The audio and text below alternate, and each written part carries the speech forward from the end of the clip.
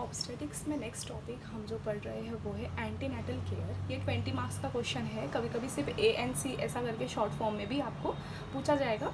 तो इसकी डेफिनेशन है systematic supervision, examination and advice of a woman during pregnancy is called ANC। तो systematic हम एग्जामिनेशन करेंगे, भले वो जनरल हो, एब्डोमिनल हो या वजाइनल हो, और उन्हें एडवाइस देंगे कि वो ड्यूरिंग प्रेगनेंसी अपना और अपने फीटस का ख्याल कैसे रखें। It should be regular and periodic according to the need of individual. तो इंडिविजुअल के हर एक के हिसाब से इन्हें कितनी बार विजिट करना है अपने हॉस्पिटल में, ये उन्हें हम एडवाइस देंगे। इसके बाद में careful history taking and examination and advice given to the pregnant woman. तो ये दोनों चीज़ें भी करेंगे, हिस्ट्री लेंगे उनकी और उन्हें एडवाइस देंगे। इसके बाद में इसके एम्स एंड ऑब्जेक्टिव। पहला एम्स में क्या है, screening the high risk cases. तो हाई रिस्क केसेस को स्क्रीनिंग करेंगे, पहले से ही हम देखेंगे कि किन इंडिविजुअल में हाई रिस्क है, कोई आगे चल के प्रॉब्लम होने की या कुछ पॉसिबिलिटी है इन्हें आगे चल के इनका बीपी बढ़ जाए, जस्टेशनल बीपी बढ़ जाएगा। इससे अगर कुछ हमें समझ रहा है तो हम इन्हें पहले ही अलग कर देंगे, क्योंकि हमें फिर उन्हें अच्छे से एडवाइस देते आएगी और उन्हें ज़्यादा विजिट भी करनी होगी हॉस्पिटल में। अब इसके बाद है prevent, detect and treat any complication. तो कोई कॉम्प्लिकेशन अगर आगे चल के हो सकता है तो उन्हें ज़्यादातर हम प्रिवेंट करेंगे, अगर वो है तो उसे डिटेक्ट करके जल्दी से ट्रीट कर देंगे, मतलब आगे और कोई कॉम्प्लिकेशन दूसरा ना बढ़े। इसके बाद है medical surveillance and prophylaxis should be ensured. तो मेडिकल सर्वेलियंस उन्हें कंटिन्यू थ्रू द प्रोसेस पहले से आखिरी तक देना होगा। तो ये भी हमारा काम है कि हम उन्हें सही से मेडिकल सर्वेलियंस प्रोवाइड करें। Educate mother about pregnancy through chart, diagram and demonstration. तो मदर के अंदर डर होता है तो वो डर निकालने के लिए हम उन्हें चार्ट्स के थ्रू, डायग्राम्स के थ्रू नॉर्मल डिलीवरी करवाने के लिए प्रमोट करेंगे। Discuss with couple about time, place and mode of delivery, also care of baby post delivery. तो केयर कैसे लेनी है वो भी बताएंगे, और उससे पहले हम ये उनसे डिस्कस करेंगे कि उन्हें ये place, time and mode delivery का कहाँ करना है, ये सब चीज़ें। Motivate the couple about family planning, तो ये भी करेंगे। Also appropriate advice to couple seeking MTP। तो मेडिकल टर्मिनेशन ऑफ प्रेगनेंसी जो कपल ये कर रहे हैं उन्हें भी हमें सही से एडवाइस देनी है। ऑब्जेक्टिव क्या है, टू एंश्योर नॉर्मल प्रेगनेंसी। तो प्रेगनेंसी नॉर्मल होनी चाहिए, deliver healthy baby from a healthy mother. तो हेल्दी मदर भी होने चाहिए और उनका जो बेबी है वो भी हेल्दी होना चाहिए। Criteria of a normal pregnancy क्या है, single baby at a time, तो एट टर्म। तो एक तो सिंगल बेबी होना चाहिए और एट टर्म होना चाहिए। तो 38 to 42 वीक्स के अंदर, वेट नॉर्मली 2.5 kg और मोर, इंडिया में ये नॉर्मल है। और इसके बाद है नो मैटरनल कॉम्प्लिकेशन, तो मदर के अंदर भी कोई कॉम्प्लिकेशन नहीं आना चाहिए। Procedure at the first visit. तो पहले विजिट में हम क्या क्या प्रोसीजर करते हैं, पहले हिस्ट्री टेकिंग करेंगे, नेम, डेट, एज, एड्रेस। तो एज का हमें लेना ज़रूरी है, क्योंकि अगर वो 20 से कम है या 19 है या फिर 30 से ज़्यादा है तो इन केसेस में ना आगे चल के प्रॉब्लम्स हो सकती है। और जो भी 30 या 35 से अबव है उन्हें बोलेंगे elderly primi gravida. Duration of marriage, तो फर्टिलिटी जानने के लिए ये सही है, पूछ लेंगे उनसे कि ड्यूरेशन कितना है मैरिज का। रिलीजन, ऑक्यूपेशन, तो ऑक्यूपेशन में फ़ीमेल और मेल दोनों का भी पूछना ज़रूरी है, मतलब हस्बैंड वाइफ दोनों का पूछेंगे, क्योंकि कभी कभी हस्बैंड में ऑक्यूपेशनल डिसीजेस हो जाती है जिनकी वजह से इनफर्टिलिटी हो जाती है। पीरियड ऑफ जस्टेशन, तो पीरियड ऑफ जस्टेशन अगर हमें जानना है तो वो कैसे करेंगे, first day of last menstrual period, इसको कंसिडर करेंगे तो हमें पता चल जाएगा। कंप्लेंट्स, अभी उन्हें क्या क्या कंप्लेंट्स हो रही है, urine, bowel movements, sleep, appetite. Urine frequency बढ़ गई है क्या, या फिर कॉन्स्टिपेशन हो रहा है, स्लीप में डिस्टर्ब हो रही है, उन्हें स्लीप डिस्टर्बेंस हो रहा है, या एपेटाइट कम हो गई है या ज़्यादा, मतलब ज़्यादा तो नहीं होगी लेकिन कम ही हो जाएगी। इसके बाद में history of present pregnancy, hyperemesis gravidarum, ज़्यादा बहुत ही ज़्यादा ओवर उन्हें उल्टियाँ हो रही है क्या, थ्रेटनिंग एबॉर्शन हो रहा है क्या, मतलब वजाइना से कुछ ब्लीडिंग होने लग गई, अनीमिया हो रहा है, प्री इक्लाम्शिया हो रहा है, या APH, एंटीपार्टम हिमोरेज। अब ऑब्स्टेटिक हिस्ट्री हम जो मल्टी ग्रेविडा है, मतलब जिन्होंने ऑलरेडी बच्चों को बर्थ दिया है, उनसे पूछेंगे कि number of living children, boys, girls, health status कैसा है, इम्यूनाइजेशन दिया है या नहीं, लास्ट डे ऑफ इशू क्या है वो पूछेंगे। अब इसके बाद हम पूछेंगे उन लेडी से कि उनकी मेंस्ट्रुअल हिस्ट्री क्या है, साइकिल कितने दिन की रहती थी, ड्यूरेशन क्या था, फ्लो कैसा था, और उनका first day of last menstrual period. अब calculation of expected date of delivery, EDD, तो ये नीगेल्स फार्मूला से हम जान सकते हैं। 9 days and sorry 9 months and 7 days to LNMP, मतलब last day of menstrual period, तो ये भी पूछेंगे। इसके बाद में past medical and surgical history, family history भी पूछेंगे, डायबिटीज़, हाइपरटेंशन, टीबी है तो, पर्सनल हिस्ट्री में स्मोकिंग, अल्कोहल है क्या, वो भी पूछेंगे, तो वो हम सीजेशन करवा देंगे या रोकने को बोलेंगे।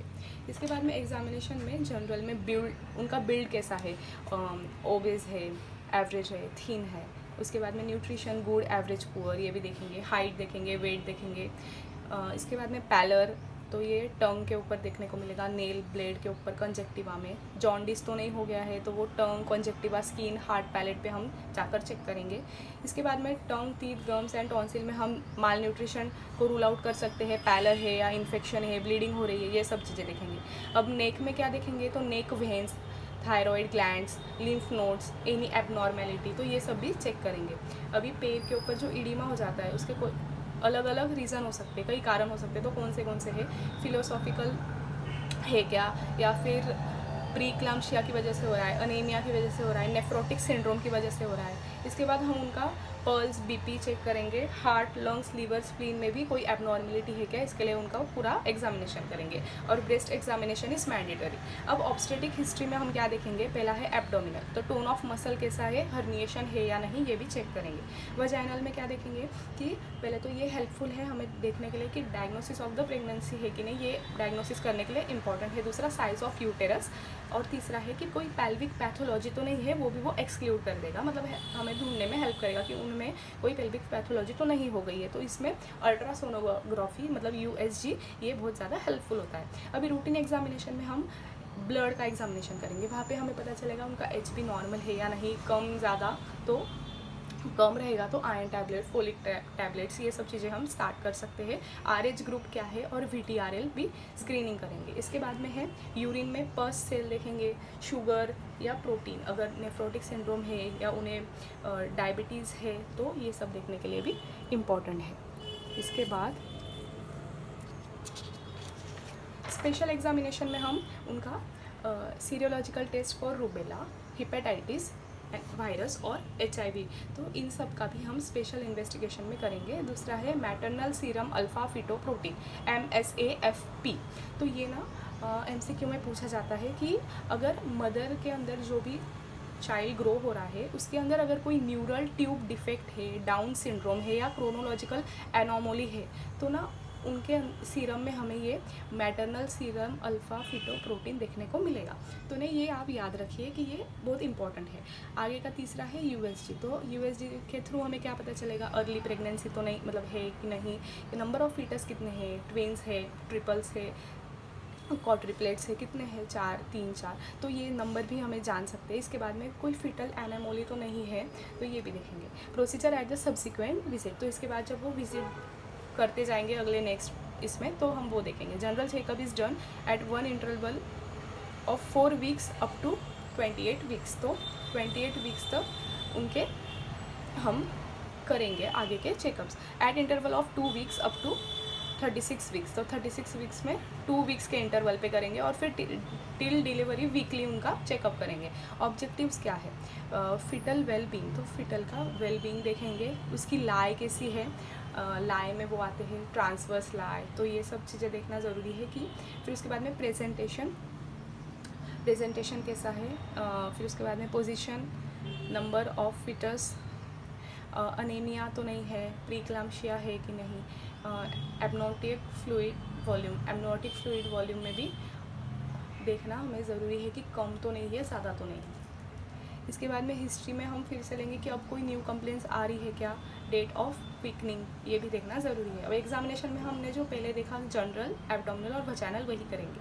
अब एंटीनेटल एडवाइस का प्रिंसिपल क्या है, encourage regular checkups, maintain improve health status, तो ये हम उन्हें मेंटेन हेल्थ खुद की भी और अपने बच्चे की भी, तो ये इंपॉर्टेंट है। अब डाइट में हम उन्हें क्या सजेस्ट करेंगे कि आप नॉर्मल अच्छा डाइट लीजिए और ना हमें यहाँ पे 300 कैलोरीज ज़्यादा लगती है नॉर्मल नॉन प्रेग्नेंट वुमन के हिसाब से, और यहाँ पे ना नॉर्मली 11 kg बढ़ जाता है, मतलब प्रेगनेंसी के थ्रू 11 kg वेट बढ़ता है एक वुमन में।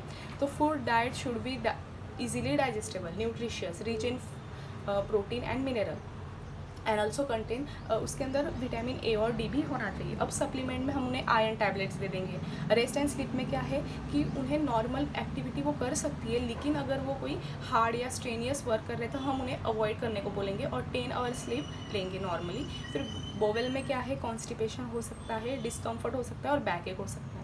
उन्हें बाथिंग करने के लिए हम डेली बोलेंगे। क्लोथ्स बेल्ट या शूज़ में तो बहुत ही लूज़ पहनिए, आप कंफर्टेबल पहनना चाहिए। डेंटल केयर में हमने देखा कि हम गम्स, टॉन्सिल, ये सब चीज़ें देखेंगे कि वहाँ पे कोई पर्स इन्फेक्शन या इसके बाद ब्लीडिंग तो नहीं हो रही है, तो ये सब भी रूल आउट करने के लिए हेल्पफुल है। केयर ऑफ द ब्रेस्ट, तो if retracted should be corrected, तो अगर रिट्रैक्ट हो गए हैं तो उन्हें हमें करेक्ट करना ज़रूरी है। Coitus avoid in the first trimester. Travel जो है वो कॉन्ट्राइंडिकेटेड है, तो ट्रैवलिंग नहीं करना है। स्मोकिंग एंड अल्कोहल तो प्रिवेंट करना है, सिजेशन करना है, उसे रोकना है पूरी तरह से। अब इम्यूनाइजेशन, इसमें कौन सा कॉन्ट्रा इंडिकेटेड है? Rubella, HIV, mumps, measles, rabies etcetera are contraindicated, जबकि सिर्फ टिटैनस हम दे सकते हैं प्रेगनेंसी के थ्रू। अब इसमें है लास्ट की जनरल एडवाइस हम क्या देंगे, तो आपको सही से चेकअप करने आना है। कोई आपको चेंजेस अगर आपके बॉडी में हो रही है फिजियोलॉजिकल, तो वो भी आप हमें बताइए, वो रिपोर्ट करना ज़रूरी है। तो ये था एंटीनेटल केयर। Thank you.